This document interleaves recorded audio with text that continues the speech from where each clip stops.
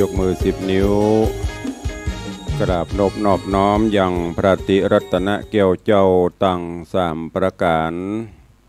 อันมีพระพุทธเจ้าพระสัทธรรมเจ้าพระสังฆเจ้าอันเป็นสรณะที่เปิ่งตีเคารพนับถืออันสูงสุดในชีวิตกราบคารวะแตบไตไหวสาปุญญาปารมีธรรมพระมหาเถรานุเถระ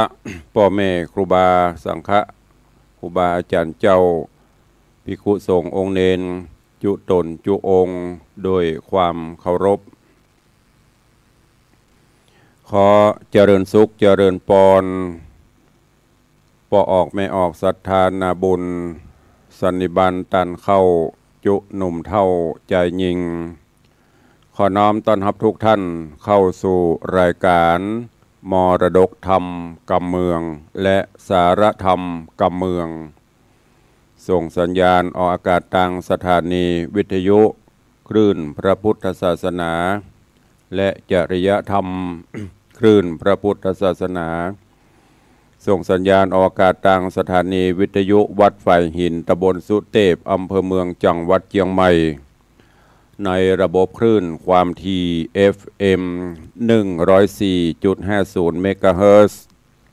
สถานีวิทยุคลื่นพระพุทธศาสนาและจริยธรรมในความอุปถัมภ์ของมูลนิธิพระบรมธาตุเจ้าดอยสุเทพกระจายเสียงในระบบคลื่นความถี่ FM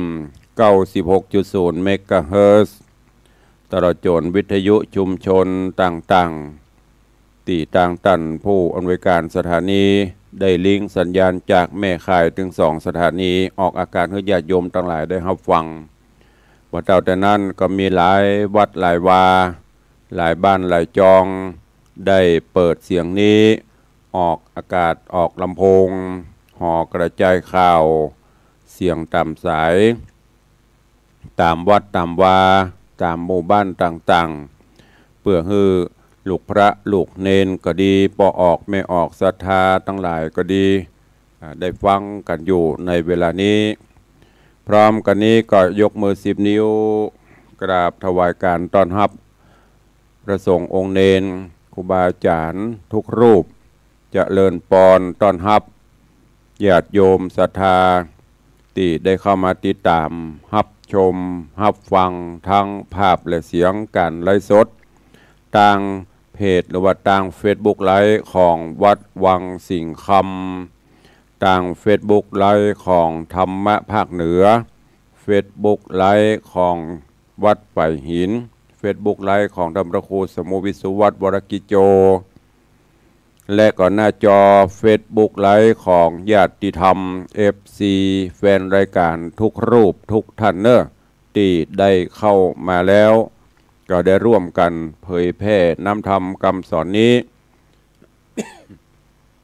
โดยการกดแชร์ แชร์เสียงธรรมแชร์เสียงบุญแชร์รายการนี้ไปยังกลุ่มเพื่อนๆของทุกๆท่านตัวเองเจริญปอนต้อนรับเนอร์ช่างดำรับทำเหรียญทำพระวัตถุมงคลจากกรุงเทพเจริญปอนต้อนรับโยมปินันจรันปิยจันทร์ดอยซิวสันกระแปงเจริญปอนต้อนรับโยมปีสมพรรัตนังหรือโยมปีชิชบาเจริญปอนต้อนรับโยมสมศรีพรหมเมืองเจริญปอนต้อนรับโยมปีชิชบาเนาะกำลังเข้ามาชมกันเนอะจะเดี๋ยวตุลุงก็จะได้ไล่ติดตามไล่ตักตายไปเรื่อยๆอยู่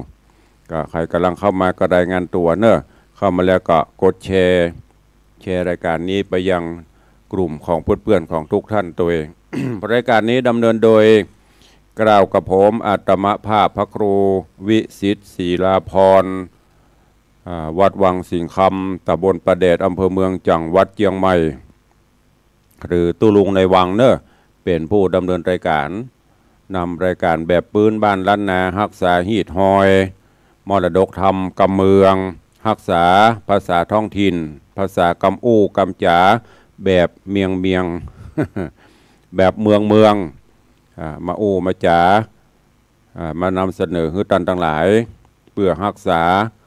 อย่างกำอู้กำเมืองภาษาท้องถิ่นเอาไว้บ่ฮื้อมันสูญหายอย่างที่เปิ้นว่ากำเมืองถ้าเฮาบ่อู้แล้วไผจะอู้กำเมืองเขานี่มันหนักมันแน่นฟังแล้วมันรื่นหูรื่นใจถ้าเป็นกำดากับประตนแน่นนักเกณฑ์เนอะเกี่ยวยองลองมาถามยมปีสมพรนะเด้อ อันนี้เซลเล่นไปแล้วเนอะปีเปิ้นบ่เคยว่าอย่างไผ นี่แต่ทำบุญก็ปากันวันนี้ก็มีข่าวแจ้งเตือนเนาะช่วงนี้รู้สึกว่าพายุก็กำลังเข้าหรือว่าไม่ใช่กำลังเข้ามาหลายลูกละบางลูกก็นักบางลูกก็หมอกปานกลางช่วงนี้สภาพอากาศก็อึมครึมบางตีบางแห่งก็มีพระพิรุณฝนฟ้าตกลงนักหลายวันติดต่อกันก็ทำให้สภาพน้ำในแม่น้ำลำคลอง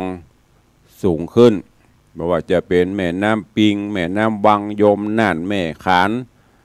แม่น้ำแม่สลาบแม่อย่างต่างๆเหล่านี้ก็จะสูงขึ้นก็โดยความเป็นห่วงกับพี่น้องปออกไม่ออกศรัทธาเนอะเพราะประสบการณ์มันก็สอนถึงเฮาละปีก่อนปีที่ผ่านมาก็เจอกันนักเหมือนกันอย่างที่ปีที่ผ่านมานี่ก็นักที่สุดในรอบหลายปีเพราะนั้นระดับน้ำเฮาก็หูแล้วเนาะว่าบ้านเฮาเคยเจอระดับน้ำสูงมอกใดเจอกันมาแล้วผ่านกันมาแล้วฟังคำเตือนจากทางราชการข่าวสารที่บนแจ้งก็ยกขึ้นไว้ที่สูงคือมันป้นสูงกว่าระดับในปีแล้วเหรอกรรมจะไปฟังเอาลงมาเตื้อ จะไปว่าน้ำมาละเอาลงนะมันบ่แน่เนอะด้วยความเป็นห่วงจากตุลุงในวังก็แจ้งเตือนญาติโยมทั้งหลายประกอบกับในช่วงนี้ก็มันมาตัวกันหมดอะ โรคภัยไข้เจ็บเพราะว่าจะเป็นโรคเมื่อยโรคไข้โรคนั่นโรคนี้มันก็ปรับไปตามกาลเวลาของมันเมื่อก่อนนั่นก็พอมีเดี๋ยวนี้พาหะนำโรคก็นักแม้กระทั่งการกินการบริโภคก็ระมัดระวังคัดสรรกันเหี่ยน้อยอย่างข้าวก่อนเพิ่นว่าอย่ากินลาบกินจิ้นหมูเป็นหูดับตายหมู่นี้เฮาก็ได้ยินแล้วก็ย่างเหี่ยสักวังเนาะหลีกเว้นอย่าพ่องกินอาหารที่มันมีประโยชน์เป็นอาหารพื้นเมืองเขาเนี่ยเป็นพักเป็นไม้ก็กินกันไปก็อันนี้ก็นำมาฝากฝังเนอะกับญาติโยมศรัทธาเตือนด้วยความเป็นห่วงอีพ่ออีแม่ญาติธรรมเฮาตัวก็วันนี้ก่อนที่จะจะจะจาอย่างต่างๆก็ยกไปใต้รายการเนาะมาฟังน้ำฟังธรรมกันเหี่ยก่อนพระธรรมเทศนาที่ได้นำมาเทศนาก็คือเรื่องแปะคำเป็นธรรมะแบบปืนบ้านล้านนาเมืองเหนือ ญาติโยมบางท่านที่เข้ามาทางหน้าจออาจจะฟังภาษาท้องถิ่นหูเรื่องบ้างไม่รู้เรื่องบ้าง หูเรื่องพ่องบ่หูเรื่องพ่องก็ฟังไปเถอะเดี๋ยวมันถึงหูคนเดียวเหมือนอย่างเฮาฟังเฮาฝรั่งนะเนาะมันเข้ามันก็จะเกิดการคล่องตัวฟังหูเรื่องนะแปะคำในตอนที่แล้วผูกที่แล้วอันเป็นผูกท่วนที่สองจบปริปุณนังไปเรื่องราวก็กำลังมาถึงอย่างตอนที่สี่กุมารหรือว่าสี่ใจอันเป็นลูกของวรรณประภาแล้วก็พันธุละกหบดีที่ถูกแม่นะคือแม่นะได้ใจได้สวยได้ค่ำได้เขหลังจากที่แม่นะมีลูกใหม่ก็เลยฮักลูกตัวเก่านักเหลือลูกเมียหลวงขำขาลาวีสปะสปันปัญญาการกับว่าแบบเนี้ยยังบรรทุกใจก็เดือดก็จมฟ้องป่อพญาแหมฟ้องป่อ เศรษฐีแหมป่อก็ปิกมาก็ด้วยความเหน็ดเหนื่อยได้ยินคำจอกแจ๊กเข้าไปก็คิดพิจารณาไปลงโทษไปดุไปด่าลูกของตัวจึงแห่ใจก็รู้สึกว่าโอ้อย่างป้อมมีความสุขเนาะและโดยเฉพาะแม่นะใจไปเสาะปูเสาะป่า วันไหนได้ดีได้มาก็หน้าจื่นตาบานยิ้มวันไหนไปเซาะอย่างบ่ได้ก็เป็นหน้าไก่หน้าบูดเคียนตีดุด่าเมินเข้าปูป่าบกินละใครอยากกินสัตว์ใหญ่ก็ใจเฮือหมูเนี้ยเข้าป่าไปเซาะล่าสิงสาราสัตว์เพื่อเอามาทำอาหารเตืองสี่ใจกับโหจะเนี้ยจะได้ ก็ย่ำเจว่าบรรลุวัยเบญจเพศกันเตื้อกับมอกหูกำโพนมอกหูอย่างพ่องไอ้เตื้อเมื่อโดนแม่นาคำขาคำเคจีกับหูยี่เดียเพื่อใจเข้าป่ากับป้ากันเข้าตอนที่เข้าป่าสิงสารสัตว์ที่เคยวิดวิ่งเต้นไปมาห้องวันนั้นเงียบสงบดักปิ้งเย็นบ่อยโอ้มันเป็นอะไรอย่างนกหนูกาไก่นกหนูบนป่ายไม้ก็เงียบปิ้งพอเข้าไปเลิกเข้าก็เงียบไปติ๊กๆ ดึงห้าใจกับมามันเป็นอะไรอย่างนี้น้องคนล่าคือโพธิสัตว์เจ้าจันตะกุมารกับบอกโอ้สิงสารสัตว์เหล่านี้มันคงจะหูว่าเฮาได้รับความทุกข์ที่โดนแม่นะใส่โตดใส่ตาคำขาราวีจะนี้ก็เลยโศกเศร้าเงามองไปตัวถึงห้ากับมาพิจารณากันว่าเฮาจะเนี่ยจะได้ยามใดที่เฮาปิกเข้าบ้านเข้าจองถ้าได้อย่างติดไม้ติดมือไปแม่นะก็ชื่นชมยินดีวันไหนไม่ได้อย่างไปก็โคตรก็เกียด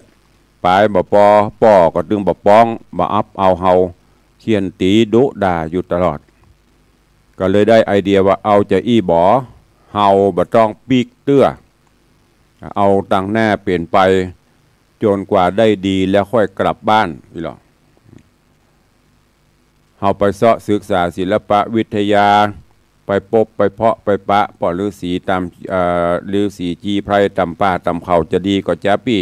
ก็ปรึกษากันจะนี้เรื่องราวของเป๊ะคำในตอนที่แล้วผูกที่2จบไปมาถึงตัดที่นี่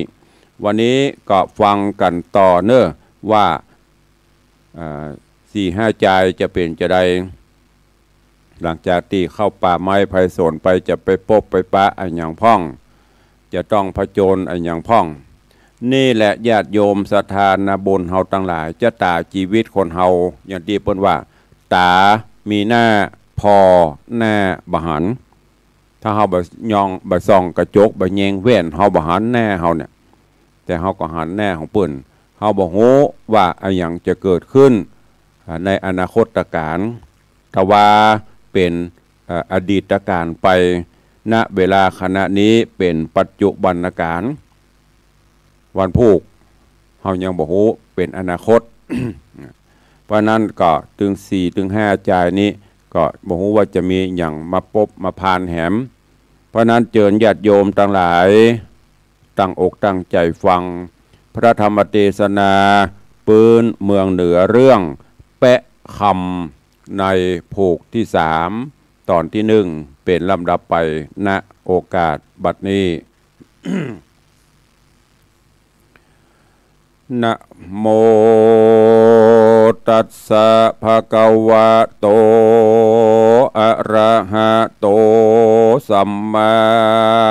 สัมพุทธัสสะ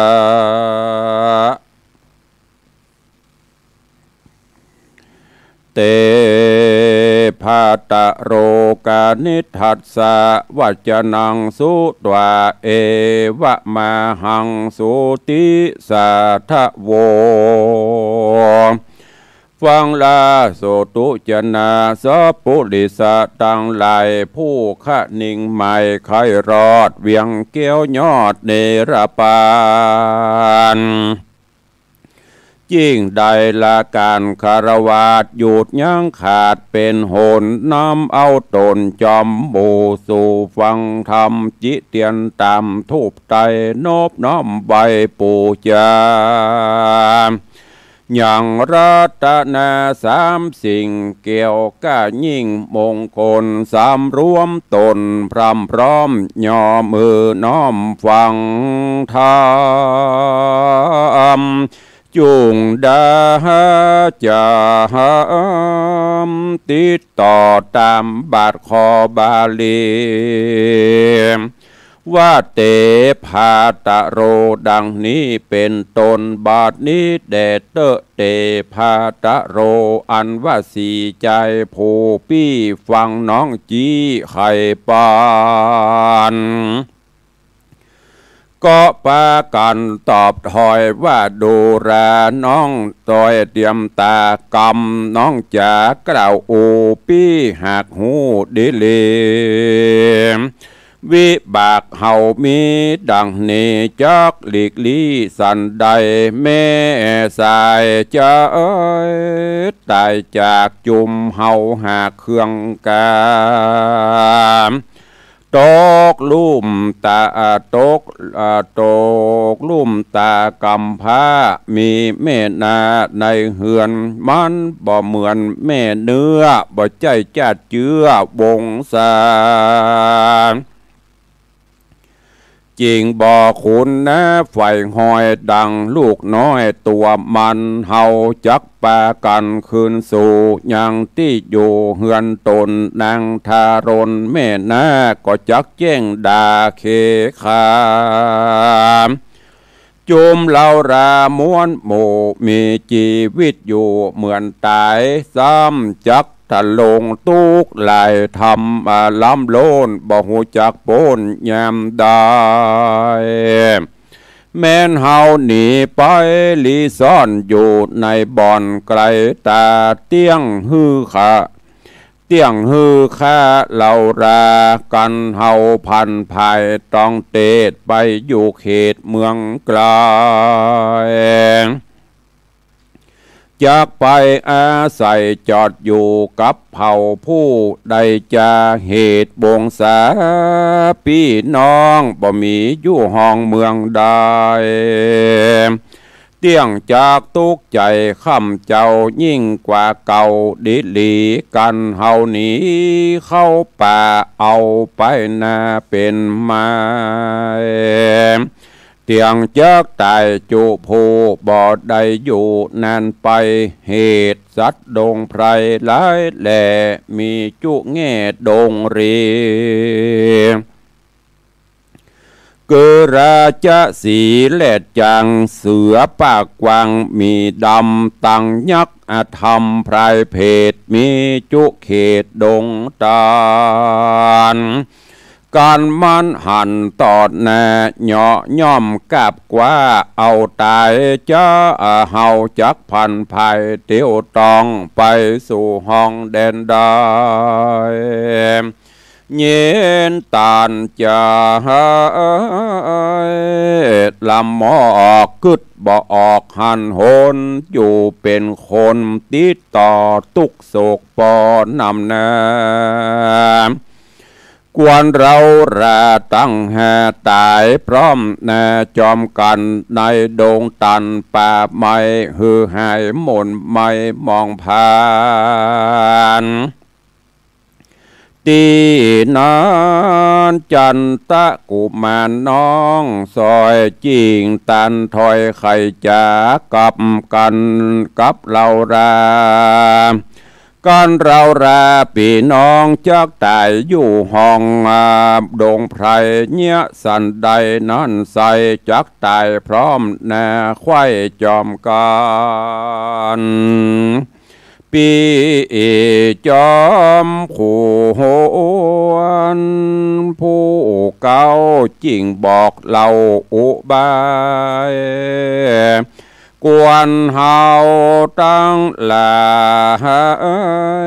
มวนหมู่ขึ้นไปสู่ดอยผาเป่าลงมาตั้งหา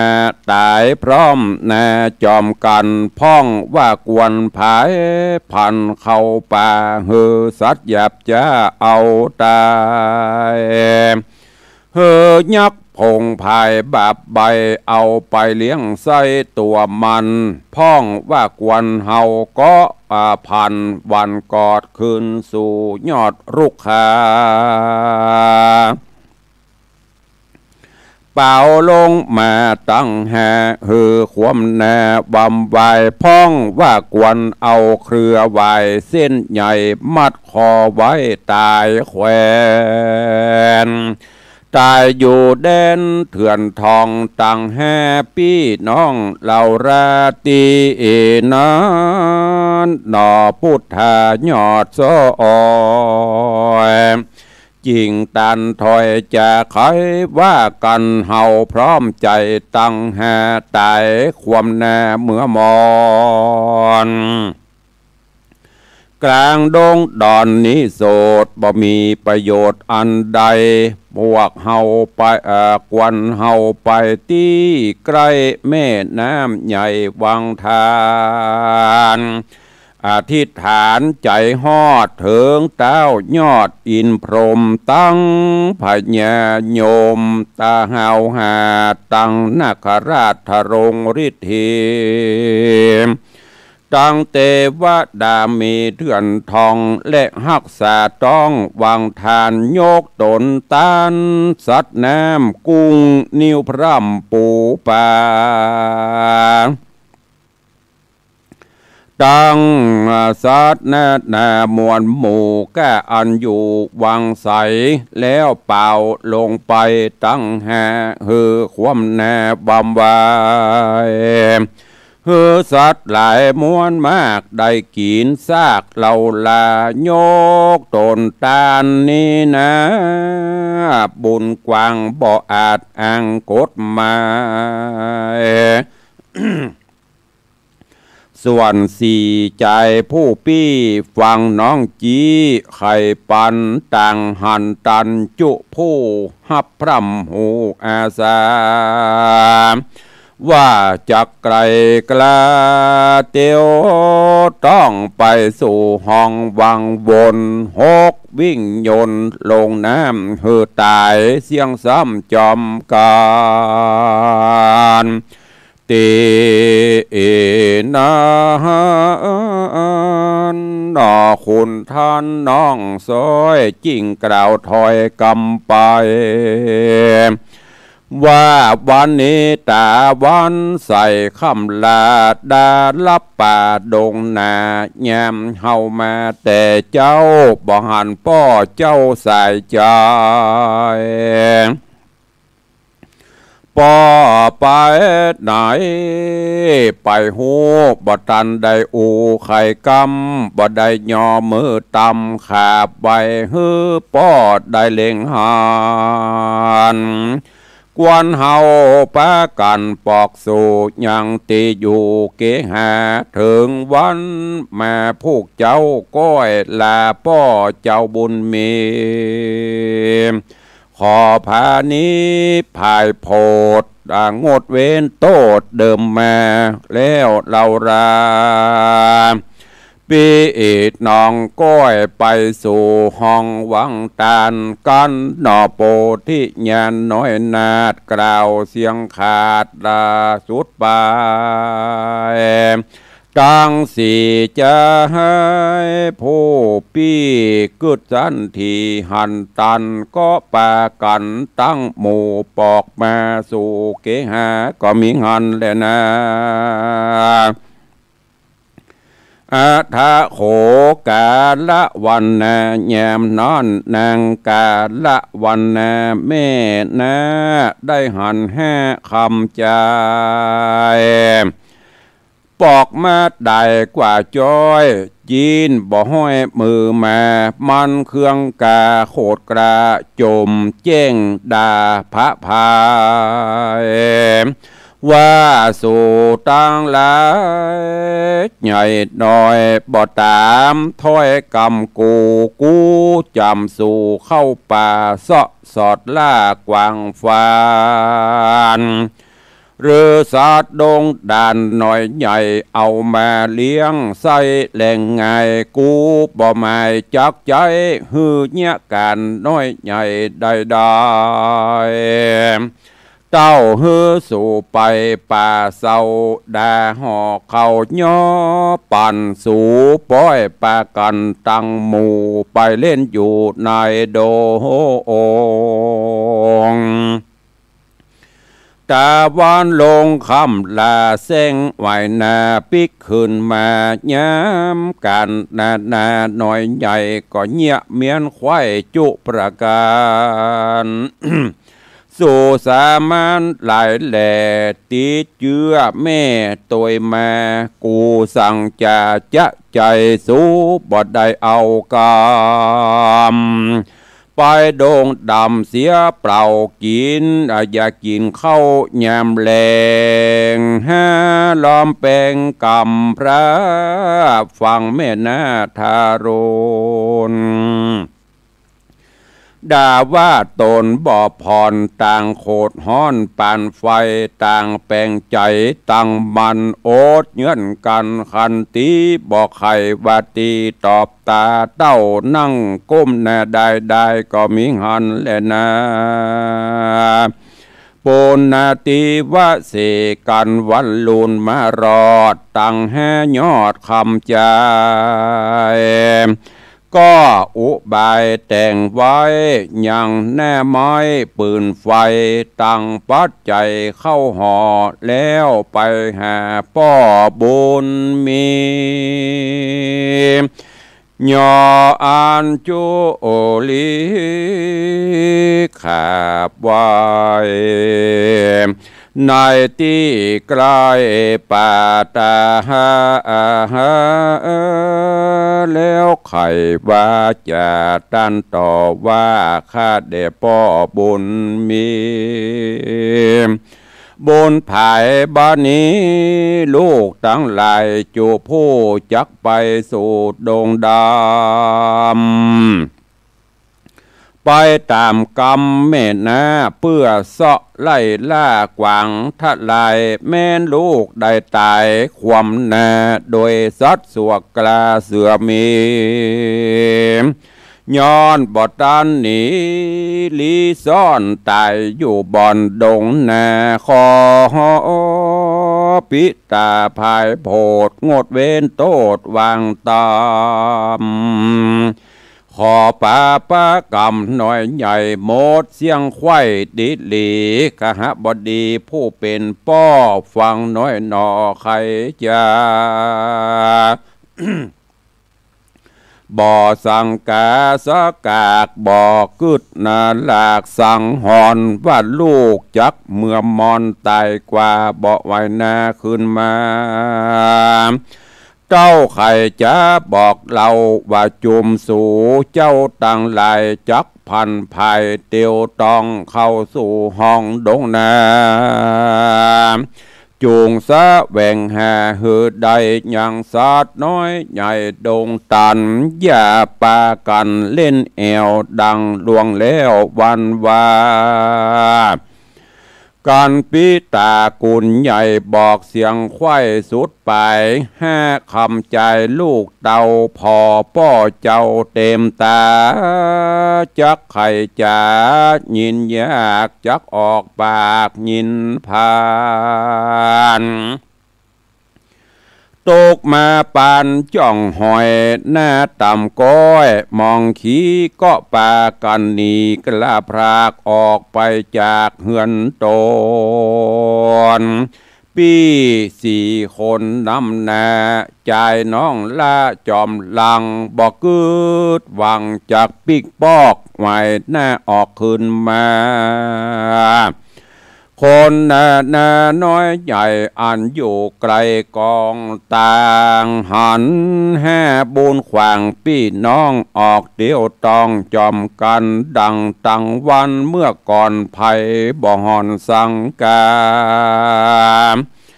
ว่าห้าเด็กขากำพระจักไปความนาบำบายเขาเต้าหมายขวาดหูว่าเที่ยงไปสู่ดงดา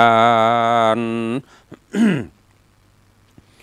หาอาหารเดียงใส่ตามดังใดเกยหันเขาจิ้งไข่ปันบอกกล่าวว่ากันสู่เจ้าคำใจได้มาหลายปอหาบเหลือจากลาบและแกงขอจูงแจงแป่งหือตูขอซื้อเอาไป หาสายจะปีน้องบ่ตอบท่องกำจาเต้าไกลกราบ่จอดต่อเต้ารอดวังทานก็มีหันแลยนะเมื่อนั้นจันตะกุมารน้องซอยหนอพระยอดซอยทะลงธรรมก็ไข่กำกล่าวจี้บอก4 ปีเตรียมตองจักเป่าลงห้องวังโวนยกเอาตนภายแผ่เป็นตานเกปูป่าตังสัตนานา มวลหมู่กะอันอยู่วังทานเอาตนเป็นตานนิสัย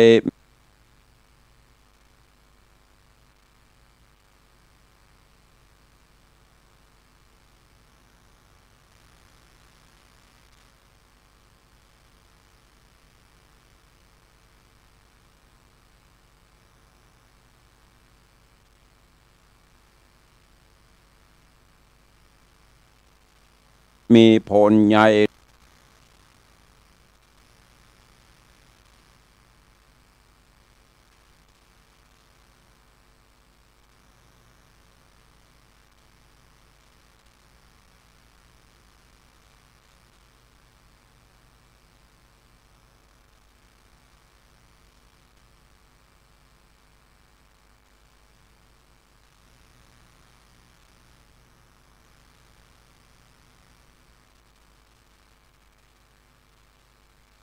อันนิสัยมีผลใหญ่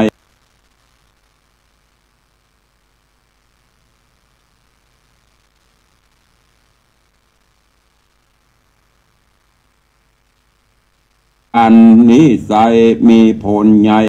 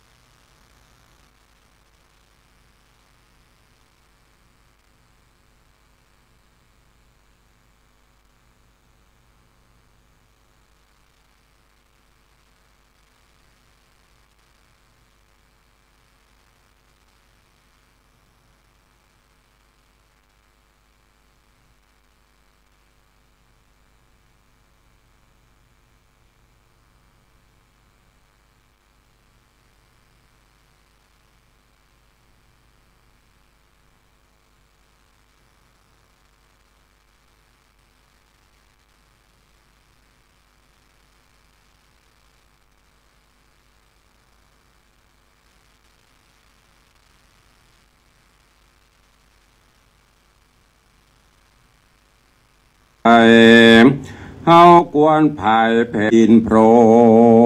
หมตั้งผัดญาโยมตนเฮาหาตั้งสีเตาเฮากวนภายแผ่นอยู่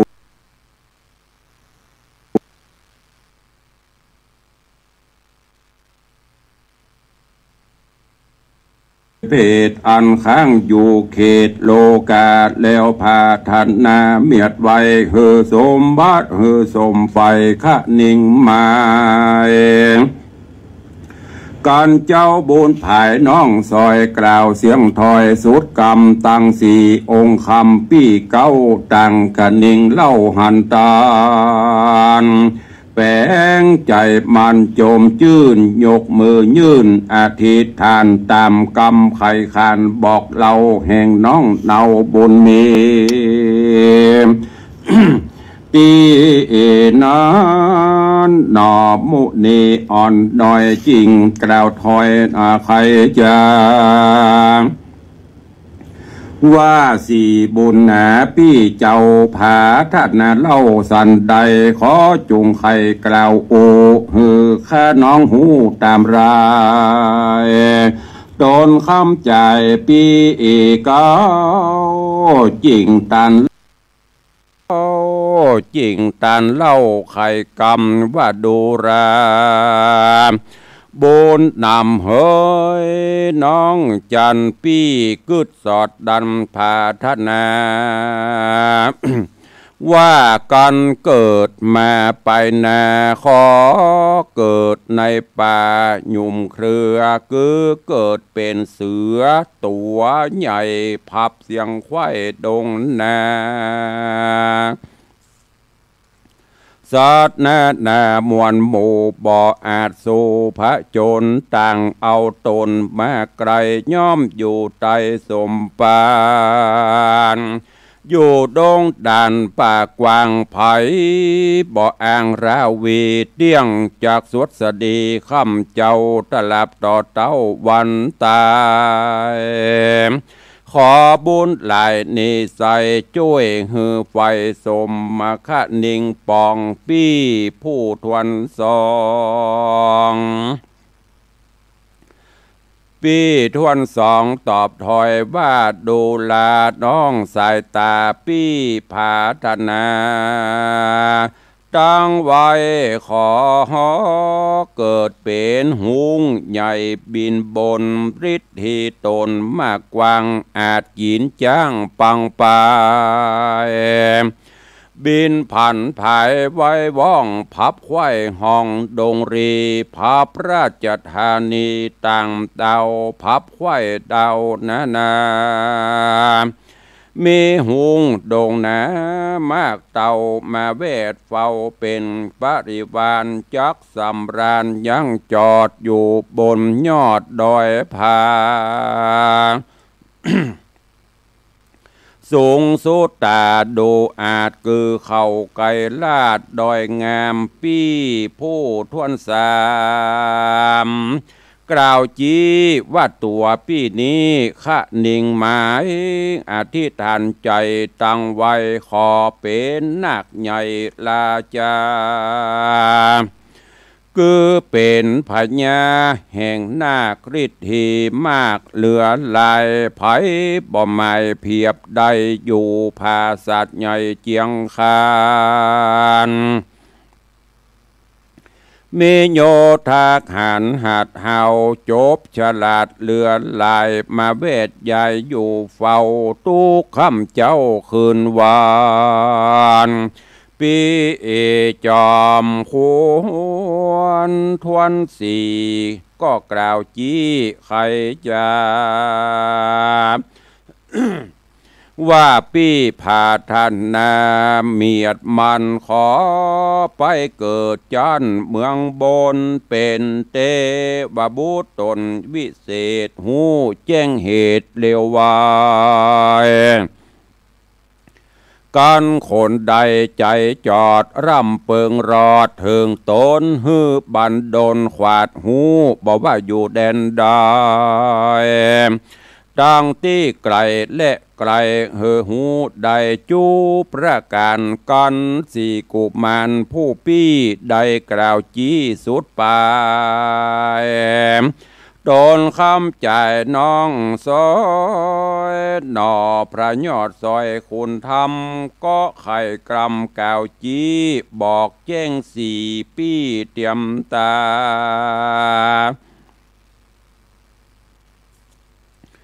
วาดน้องนี้นามักไฟขอเกิดเป็นเปะใหญ่คำแดงเป็นที่คนแยงกล่าวอ้างในเมืองกวางราชธานีตายามข้าเครื่องขี่ฮ้อนใบไผ่เนะใหญ่มาเติงจากลำเปิงกืดฮอดถึงปี้ยอดเตรียมใจขอพี่ไปช่วยน้องเฮอโป้นจากห้องอนตรายส่วนสี่ใจผู้พี่ฟังน้องจี้ไข่ปานต่างป้ากันพรำโห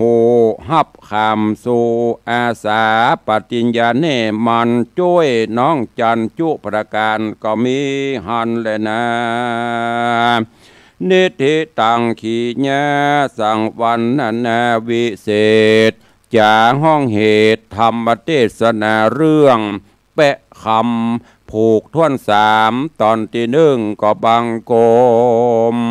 สมเด็จสเด็จ พระธรรมเทศนาเรื่องแปะคำลำดับมาถึงผูกท่วนที่สามจบปริปุณนังไปต้องขอสุมาอภัยเนอะไฟกระชากดับไปเหวกรรมก็เลยทำให้สัญญาณต่างๆหยุดไปว่าต่างสถานีวิทยุว่าต่างเฟซหยุดไปเหวกรรมปรับคืนมาหนีหายกับไปจะหลายระบุเนาะก็ติดตามฟังไปเนอะธรรมเทศนาแปะคำในตอนนี้ลูกของกหบดีก็หลังจากที่โดนแม่นาค่ำฆ่าค่ำเขตอนนี้ก็ปากันโดยตั้งสัจจะอธิษฐานจะไปถ้าภาษาบ้านเฮาก็คือไปฆ่าตัวตายอยู่ไปกระไรฆ่าปีกมาบ้านกับแม่นาจมป่อกับฟังกรรมแม่นาบุบตีความทุกข์โศกีก็เกิดขึ้นแต่ก่อนที่จะตายก็ได้ปิกบ้านไปล่ำไปลาป่อบังเกิดเกล้า บังเกิดได้เป็นบาปเป็นกรรมแล้วหลังจากที่ปิกมาลากองเข้าบ้านมาแม่นะใส่แหมรอบล่ะกูหื้อสู่ไปเสาะสิงสารสัตว์กูอุตส่าห์ห่อเข้าห่อน้ำหื้อแล้วก็อุตส่าห์ว่าการบ้านกูเนี่ยมดหวังว่าสู่ปิกมาจะได้กินได้เนื้อมาทำอาหารการกินปีกมาบดายปโตกำนั้นก็ชุดใหญ่ละใส่ลุ่มปลายปอเข้าสมทบแหมโดยฟังกรรมแม่นะทนสอตึงลูกตึงสี่ให้ใจก็โอ๊ตเอาพอได้ อูจากันไว้ละรอฮื้อวันใหม่มาถึงก่อนก้อยล่ำลาป่อพอได้เลิกผ่านนาทียามดีวันใหม่ขึ้นมาก็ปากันไปล่ำไปลาก็แต่งแปลงกงธนูแปลงอย่างตัวแม่นาก็ห่อเข้าอย่างเขากินอย่างดีเหมือนกันก็ไปล่ำไปลาป่อโดยที่ป่อบ่ได้สั่งกาใจบรรลุไปคราวนี้จะบะปิกบักกลับมาละอู้ง่ายๆมันไม่มีรางใดๆหึงหันเนาะอย่างเฮานี่เฮาหันบ่ได้จะเป็นอย่างแต่ว่าเพิ่นมีอย่างมีรางอย่างบอกเหตุบอกอย่างก็นี่ก็เช่นเดียวกันป่อบกึดนึกว่าจะไปตามปกติพอถึง5ใจเตียวไปตามตั้งตามอย่างก็เจ้าบ้านเจ้าจองก็เช่นเดียวกันหันใส่กับบกึดว่าถึง5คนจะไปแล้วก็จะบะปิกจะหันเป็นครั้งสุดท้าย4พี่น้อง5พี่น้องก็ปากันดันโดนเข้าไปจนถึงแม่น้ำใหญ่วังหลวงแม่น้ำลำธารใหญ่ก็ตามที่ได้อู้กัน จะไปโดดผาตายก็ตายบ่ได้จะไปแขวนคอตายก็ตายบ่ได้สู้ก่อนที่จะตายน่ะมอบกายถวายร่างเพื่อเป็นตาลแก่สรรพสัตว์ในน้ำในหนองดีกว่าแล้วก็ก่อนที่จะตายเพิ่นก็จะอธิษฐานขอไปเกิดเป็นนั่นอีน่ะเดี๋ยววันพูกก้อยฟังว่าปีเก้าผาธนาไปเกิดเป็นหยังคนทั่วสองอธิษฐานไปเกิดเป็นอะหยังคนที่สามที่สี่ไปเกิดเป็นอะหยังและน้องล่าสุดโพธิสัตว์เจ้าผาธนาจะไปเกิดเป็นอะหยังก็จะได้เอามาเล่าสู่ให้ฟังเนาะวันนี้ก็โป่งวางไว้เต้าอี้ก่อนเนาะเหลือเวลาแถมน้อยใต้รายการจะได้ตักตายอุจากับญาติโยมศรัทธาพอควรแก่เวลาเนอะขอบพระคุณทุกท่านเนอะที่ได้ติดตามรับชมรับฟังทั้งภาพและเสียงครูบาอาจารย์ท่านเจ้าก็มากันหลวงหลายตุปีพันธกรอันนี้เขามาส่องมาฟังขอถวายการต้อนรับเนอะโยมสุมาลีพูดงามโยมปีอัญชลีคำกิติกำลังอยู่หน้าจอตอนนี้ตะกี้มันแวบหายไปเลยเบรตักก็เดี๋ยวก็ไปตักต่อท่านเจ้ามหาคมสันโยมแม่สุปรณีรูมาก็กำลังติดตามรับชมรับฟังกันอยู่ทางหน้าจออยู่ขอบพระคุณทุกรูปทุกท่านตัวเองทางบ้านทางจองรอเป็นได้พ่องสัญญาณหายไปทางสถานีวิทยุกลับเข้ามาหรือยังหรือว่าประลวดตัดออกแล้วกะโทรศัพท์เข้ามาร่วมรายการกันได้เนอะ0817836540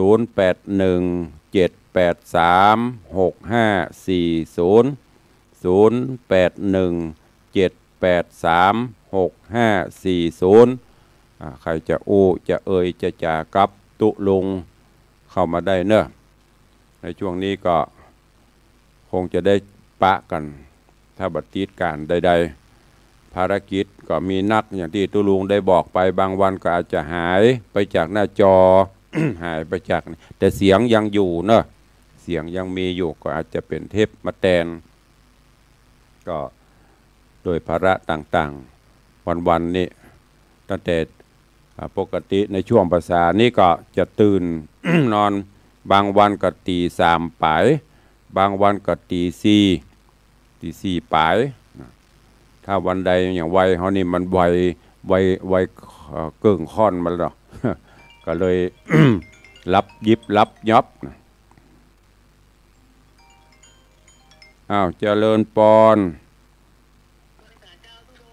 ว่าจะดอยพ่องวันนี้มันไฟกระชากดับไปไหม ไฟกระชากดับไปก็เลยปีกขึ้นมาพอเวลามันเหลือนักอยู่ขาดไปกำตอนนี้ดีเนาะสาธุเนอสาธุโยมแม่อำไพกองราชจากแม่คือดอยสะเก็ดอ้าวเจริญปอนว่าจะดอยมันไฟดับไฟมันกระชากดับไปสาธุเนอเจริญปอนเมืองแกนพัฒนาสาธุเนอเอาสายต่อไปโยมแม่สีนวลลันจวนเข้ามาได้รับสายเข้ามาใหม่เนอหลายท่านหลายคนมันเตือกกระสายมันซ้อนตอนนี้หลงลึงว่างละใครจะอู้ตัวเข้ามา0817836540ใครฟังอยู่ที่ไหนต่างใดบ้านไผ่มืดฝนพ่องแจ้งเข้ามาเป็นจะใดต่างบ้านต่างจองน้ำจะท่วมกับบ่ท่วมเจริญปอนโยมสลินทิพย์บุญเลิศเนอะกำลังเข้ามาโยมพี่อัญชลีคำกิติสาธุเจ้าปีนี้มึงยังมาหันมาแส่ขันดอกจ้ะโยมอาจารย์สลินทิพย์ก็หันปะกันก็หน้าจอเนอะไม่ได้หันตัวจริงๆเมินแล้วเนอะว่างกลับมาในวังพ่อง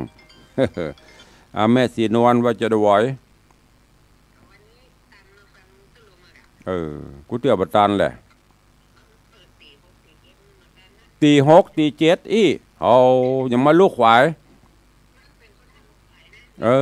สบายเหลือตู้อีตัวเนาะน่ะไผว่าสบายอย่างตู้นี่สบายเหลือตู้นะ สาธุเนออูแต่พ่องเล่นพ่องเซลเล่นพ่องสาธุเนอเออเออเออเออเจริญปอนโยมแม่สมทรงเจริญปอนติดตามฟังไปจะสดจะแห้งก็ฟังไปเนอะสาธุอนุโมทนาเนอโยมแม่สมทรงสิทธิตาจากร่องวัวแดงก็ฟังอันแม่สีนวลเพิ่นตื่นตี6ตี7 6 โมง 7 โมงผลกำว่ากันนี่กันบ่มีอย่างกับบ่ทันลุกเนาะนอนเพราะว่าคนเฒ่ามันจะเป็นจะอย่างตุลุงก็เฒ่าแล้วนะมันจะว่าบ่เฒ่านะอย่างที่บอกแต่เกี้ยบางคืนก็จำวัดไปสักกรรมเตียงปลายตื่นละพอตื่นมาแล้วมันจะบ่รับแล้วนะปุ่นมันจะไปรับใกล้แจ้งบางวันก็ตี2ตี3วันนี้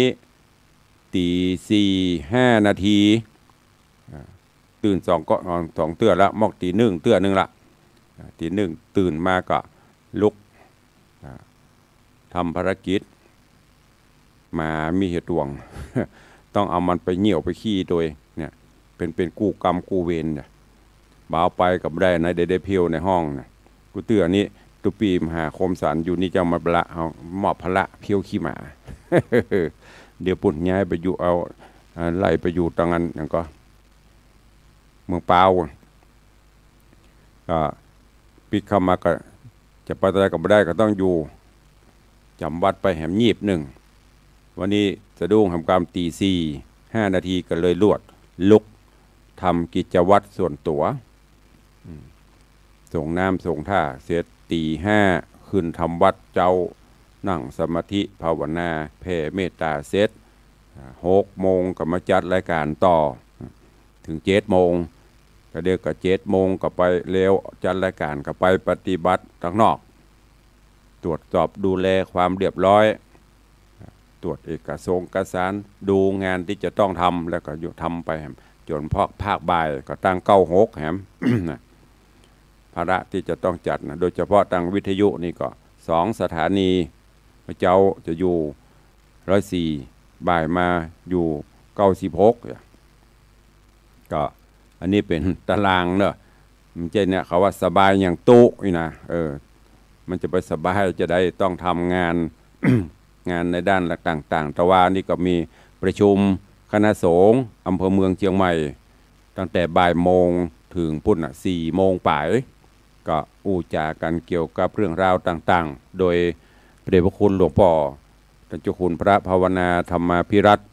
หลวงพ่อเจ้าคณะอำเภอก็แจ้งนโยบายแล้วก็อู้จากันเกี่ยวกับเรื่องต่างๆภารกิจศาสนกิจไม่ใช่ว่าจะอยู่กันแบบเนี้ยอย่างเขาว่ามานะ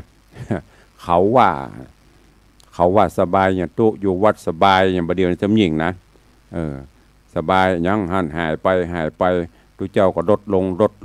ลงติกปุ่นไปโลนคุกโลนขอกปุ่นคนว่าสบายมันก็มา มันก็มาบวชนะอันนี้แต่พ่องเล่นพ่องเนอะต้องไปอย่างญาติโยมตั้งหลายมันจะลองถามพี่นานที่สมเตปีนนั่นกะกินไปตานไปอยู่ไปเตอะกรรมไผ่กรรมมันพุทธเจ้าเปิดก็ถึงสอนมาตุเจ้าก็นำหลักธรรมมาสอนมาชี้แนะส่วนใครจะเอาไผ่บ่เอานั่นก็เป็นเรื่องเฉพาะตัวเนาะอยู่ไปตามน้ำทำไปตามตัวน้ำเพียงใดดอกบัวเพียงอันกินไปตานไปไม่ต้องไปสนใจเรื่องของคนอื่นสนใจตัวเก่าเฮานี้แจ้งมากาฝ่ายมากาตรวจเช็คดูสภาพเป็นจะได้พ่องน้ำตาลขึ้นก่อ ความดันขึ้นก่อเป็นอันอิโสมจังอันเป็นห่วงเราจะไปฉันอันอย่างก็ทุเรียนนักลำไปเนอร์ก็บรรนักแต่ฉันถึงวันนี้แบบไรช่วงที่มันมีเนอะพี่นาเนอะถ้าพอมาถวายช่วงนี้ก็จะนักหน่อยก็ฉันพอประมาณก็ดูแลสุขภาพอยู่แต่สุดท้ายอะไรจะเกิดมันก็เกิดอะไรจะดับมันก็ดับนะก็หมายถึงว่ามันถึงเวลาจะดูแลจะได้มันก็ตึกหมอกอันพอเนี่ยที่ผ่านตะวากะมันตะวันซืน ตะวันซืนก็ท่านสทยุพินต้นมิตรอันนี้เล่าสู่ให้ฟังแบบนั้นเนอะเปรียบเทียบให้ฟังว่าเนี่ยตามีแน่เพราะแน่บหันเพิ่นก็เป็นสทเป็นอดีตผู้ใหญ่บ้านแนบทองคำก่อนนะทำงานเพื่อสงเคราะห์ประชาชนเจ้าบ้านเจ้าจองญาติดีวันก่อนก็ยังปะกันอยู่เตียวดุมยิ้มกันอยู่ไหวกันอยู่แหมวัน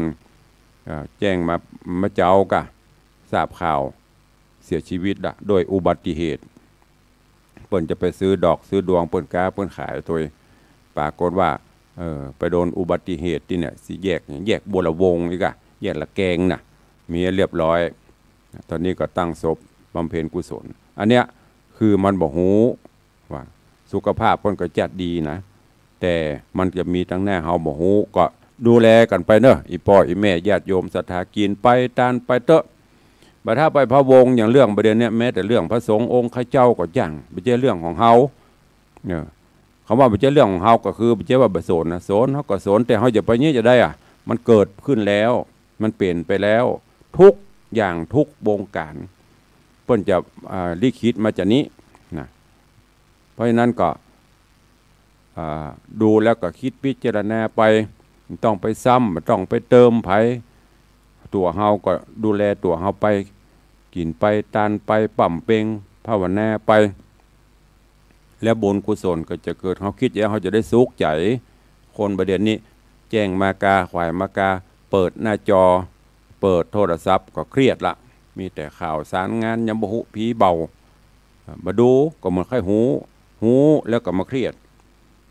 พ่อแม่ครูบาอาจารย์บางรูปบางตนบางป้นมีบ่พอโทรศัพท์ อันนี้ก็กึดไปย้อนหลังไปเนอะอีพ่อยแม่เขาลองกึดพอเถอะพี่นานสมว่าได้ลองพอเมื่อก่อนเนี่ยโทรศัพท์บ่มีไปต่างบ้านต่างเมืองเนาะจะหูข่าวสารใจโทรละเลขอย่างหมู่เฮานี่หูกันอยู่นะอายุ50-60นี่จะหูโทรละเลขอย่างบุรุษไปรษณีย์บุรุษอะไรอย่างเนี้ยไปเข้าบ้านเนี่ยหูหรือออกบ้านออกจองก่อนนี้ขี่รถถีบกันเป็นเส้นอย่างการก่อสร้างช่างไม้กับโป้ขวามือติดไปช่างปูนกับเปียงพ่องอย่างเปียงพ่องสามเหลี่ยมพ่องของไผ่ของมันไปเป็นเส้นค่ำบุโร5 โมงบุโรจะปิกเข้าบ้านน่ะมาบ้านกับคนอยู่ตะบ้านกับเนี่ยกินอาบน้ำอาบท่าสู้จูกันกินแล้วก็นอนโทรทัศน์กับมีพออย่างไม่ได้มีความสุขคือเขาไม่ได้ฮับอย่างอื่นไม่ได้มากระทบตั้งหูตั้งตาตั้งหูดังตั้งอย่างสุ่มไฟยุงควันจุ้งแต่ก่อนก็มีโทษมีตาไผ่ว่ากันสุ่มไฟไล่ยุงประเดี๋ยวนี้ลองพอย้อนมาสัก30 ปีแล้วก็ต่อไปตาหน้าเราอีป้อยแม่เราคืดพอมันจะเกิดอะไรอย่างขึ้นแถมวันก่อนหันอะไรอย่างรถกี่กะ ที่พ่นแปลงมาบ่มีคนขับนะเครื่องบินก็ถ้าจะบ่มีคนขับไปแน่ดินะจะไปหาตุลุงในวังเนอะกดแป๊บปืดมันลงขวงวัดเพนนะมันจะมีนะ จะไปว่ามันบ่เกิดพวกตุลุงว่าไปเลยจะไปว่ามันเกิดขึ้นได้หมดอย่างประเด็นเนี้ยโทรศัพท์ AI อย่างนะไอเล็บเนี่ยนะเพื่อนเอามาแปลงได้หมดจะใส่หูผายก็ได้ใส่หูพี่นันโสมก็ได้ จะใส่หูอันพี่เหมยก็ได้จะใส่หูเจพันก็ได้ใส่ได้หมดเสียงก็เหมือนแน่ก็เหมือนเนี่ยมันลวกขึ้นติ๊กๆนะเพราะฉะนั้นเสพข่าวเสพอย่างก็จะไปเครียดกับมันดูมองให้มันหูแต่จะไปเครียดกับมันฟังเอามาเป็นอุทาหรณ์สอนใจกระเพาะทุกคนจะไปเพื่อมันเหมือนทั้งหมดก็เป็นไปได้เนอะเพราะฉะนั้นวันนี้ก็ฝากเรื่องราวกระจิกกระจอกหลังจากที่เต้ทำจบละฝากให้กับญาติโยมพิจารณาไปอยู่กับตัวเองอยู่กับตัวเก่าอย่างหลวงปู่ทองหลวงปู่พระพรหมมงคลเปิ่นสอนเขาอยู่กับปัจจุบันอยู่กับลมหายใจของเฮาที่เปิ่นสอนวิปัสสนาที่เฮาไปเฮียนไปปฏิบัติธรรมนั่นนะปฏิบัติแล้วเอามาใจจะไปปฏิบัติบ่ได้กระแตกนุ่งผ้าขาวห่มขาวกันไปแล้วก็ปีกมาบ่ได้ซักอย่างนั้นนะมันต้องไปสนใจเปิ้นเนะนะฮะเอามาปฏิบัติ อยู่กับปัจจุบันของหายใจเขาออกยุบหนอพองหนอเลยหรือพุทโธหรือสัมมาหลังอย่างก็ได้ จะทำให้เราไม่ต้องเครียดอันนี้ไปพอข่าวตุนั่นเอาหำละอีกเฮ้ยเจ้าคุณนี่เป็นหำละอีกเฮ้ยก็มาเรื่องของเปิ้นไม่ต้องไปสนใจเปิ้นมันจะเป็นเจ้าคุณมันก็ซีกได้โลมันจะเป็นเจ้าคุณซีกไปได้โลเป็นสมเด็จเปิ้นก็ซีกก็เป็นเรื่องของเปิ้นแต่ที่คุณงามความดีที่เพิ่นสร้างมาเขาก็ว่าน่าเป็นบุญกุศลอย่างที่บอกตะเกียตามีแน่พอแน่บอกนั่นฝากเป็นข้อคิดเตือนจิตเตือนใจกับทุกท่านดูแลกันไปทำบุญสูญตานกันไปจะเนี้ยเราอยู่ได้ไม่ถึง100 ปีก็ต้องตายตุลุงก็62จะครบเดือนแน่นี่แล้วนะเดือนสิงหาเนี่ยครบเต็มปี62 ปีจะอยู่ไปแหมกี่ปีบ่ฮู้จะได้เตะทำเพื่อศรัทธาญาติโยมฟังแหมกี่ปีก็บ่ฮู้ถ้าบ่โดนแจ้งตายโวยนะก็อยู่ได้เมินอยู่ถ้าบอกบ่ห้าหัวมดมันนี่เมากระเตดก็ทำอย่างบ่กินบ่เซาะบ่ายเนี่ยสบายอย่างตู้นะก็จะอยู่ได้เหมือนอันเนี้ยก็ฝากเป็นข้อคิดแต่พ่องเล่นพ่องหยอกกันไปจะเนี้ยนี่คือตุลุงในวังวันนี้เวลาหมดเวลาแล้วนำรายการจากทุกท่านไปก่อนปะกันใหม่ในวันต่อไปก็ขอความสุขสวัสดีจงบัง